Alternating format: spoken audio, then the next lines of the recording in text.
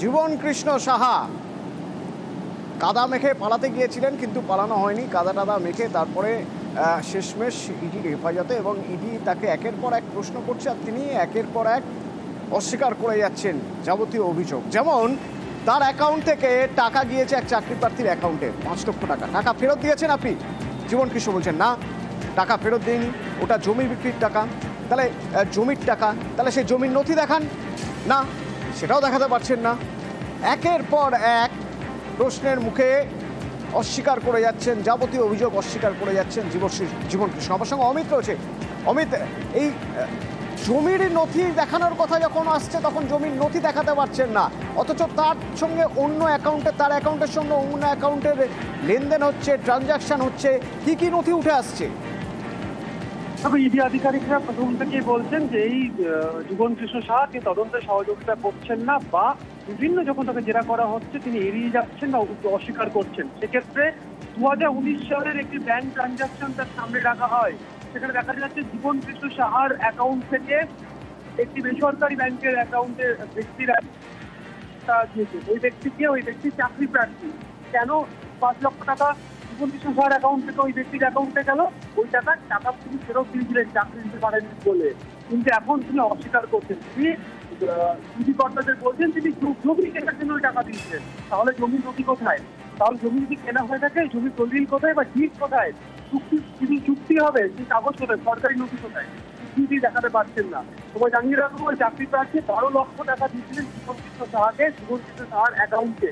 জীবন কৃষ্ণ সাহার যে রাষ্ট্রায়ত্ত ব্যাংকের অ্যাকাউন্ট রয়েছে সেই অ্যাকাউন্টে 12 লক্ষ টাকা ছিল, এবং সেখান থেকে চাকরি দিতে না পারার কারণে যখন ওই চাকরি প্রার্থী বারবার তার বাড়িতে যায়, তারপরে এ তো শুধু চাকরি প্রার্থীর অ্যাকাউন্ট না, নিজের অ্যাকাউন্টে রাখলে কেস খেয়ে যাবেন।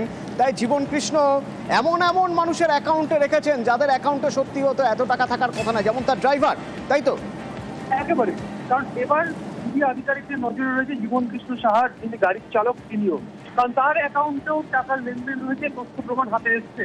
কারণ এর আগে আমরা দেখেছি জীবন কৃষ্ণ সাহা যারা আত্মীয় রয়েছেন, কৃষির ছেলে বা তার চালক, তাদের মাধ্যমে যেমন টাকা ট্রানজাকশন হয়েছে, তাদের অ্যাকাউন্টগুলো ব্যবহার করা হয়েছে।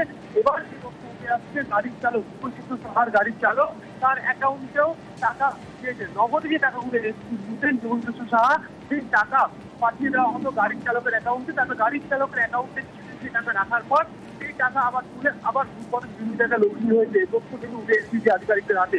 সেক্ষেত্রে জীবন কৃষ্ণ সাহার গাড়ির চালককেও প্রয়োজনে জিজ্ঞাসাবাদ করা হবে, কারণ এর আগে সিবিআই থেকে জিজ্ঞাসাবাদ করেছিল। সিবিআই যখন গ্রেপ্তার করেছিল জীবন কৃষ্ণ সাহাকে, জীবন কৃষ্ণ সাহার গাড়ির চালকের সিবিআই জিজ্ঞাসাবাদ করেছিল।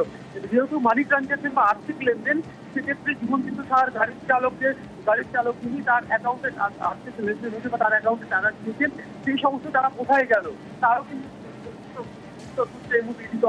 সেক্ষেত্রে প্রয়োজনে আধিকারিকরা মনে করছেন প্রয়োজনে পরবর্তীতে তোমার সঙ্গে কথা হবে। তো এই যে এত টাকা চাকরি বিক্রির টাকা, সেই সব টাকা নিয়ে করতেনটা কি? মানুষ চাকরি খোঁজে, চাকরির পর একটা ভবিষ্যৎ নিশ্চয়তার জায়গা তৈরি করার জন্য মিউচুয়াল ফান্ডে বিনিয়োগ করে।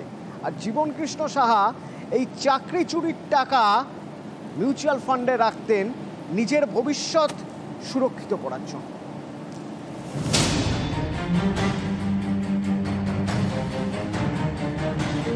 চাকরি বিক্রির টাকায় জমি, মিউচুয়াল ফান্ডে বিনিয়োগ, ভবিষ্যৎ সুরক্ষিত রাখতে এসআইপি অর্থাৎ সিস্টেমেটিক ইনভেস্টমেন্ট প্ল্যানে লগ্নি করেছেন জীবন কৃষ্ণ সাহা। ইডির দাবি, জিজ্ঞাসাবাদের সময় এক চাকরি প্রার্থী দাবি করেন 3 দফায় জীবন কৃষ্ণ সাহাকে তিনি টাকা দিয়েছিলেন। 2019 সালে নগদ 3 লক্ষ টাকা নিয়ে গিয়েছিলেন জীবন কৃষ্ণের বাড়িতে। তখন তার রাষ্ট্রায়ত্ত ব্যাংকের অ্যাকাউন্টে সেই টাকা জমা করে দিতে বলেন। চাকরি প্রার্থী এও দাবি করেন ওই বছরই আরো 2 লক্ষ টাকা দেন জীবন কৃষ্ণ শালা গোপীনাথ মণ্ডলকে। ইডির দাবি 2019 সালে 2 লক্ষ টাকা এসআইপিতে লগ্নি করেন জীবন কৃষ্ণ। এর নথিও তারা হাতে পেয়েছে। ইডির দাবি পরে ওই চাকরি প্রার্থীর থেকে নগদে 6.5 লক্ষ টাকা নেন জীবন কৃষ্ণ। তৃণমূল বিধায়ক সেই টাকা জমা করেন তার বাবার অ্যাকাউন্টে, পরে তা তুলেও নেন। তদন্তকারীরা মনে করছেন ব্যাংক থেকে তুলে ওই টাকাও এসআইপিতেই লগ্নি করেন জীবন কৃষ্ণ। শুধু সিপে টাকা রাখাই নয়, ইডির দাবি চাকরি বিক্রির টাকাতে প্রচুর সম্পত্তিও তৈরি করেন জীবনকৃষ্ণ সাহা। ইডির দাবি মুর্শিদাবাদ ও বীরভূমে জীবনকৃষ্ণের কোটি কোটি টাকার সম্পত্তির হদিশ মিলেছে। 2018 থেকে 2022 সালের মধ্যে প্রচুর জমি কেনা হয়। বীরভূমে একাধিক কোল্ড স্টোরেজ এবং রাইস মিলও কেনেন জীবনকৃষ্ণ। 2016 সালে বোলপুরের জাম্বুনি বাস স্ট্যান্ডের কাছে এই আবাসনে ফ্ল্যাট কেনেন জীবনকৃষ্ণ। মাঝে মধ্যেই এখানে যেতেন তিনি। এই ফ্ল্যাট সংলগ্ন 5 কাঠা জমিও আছে তৃণমূল বিধায়কের নামে। অমিত সরকার, নিউজ 18 বাংলা।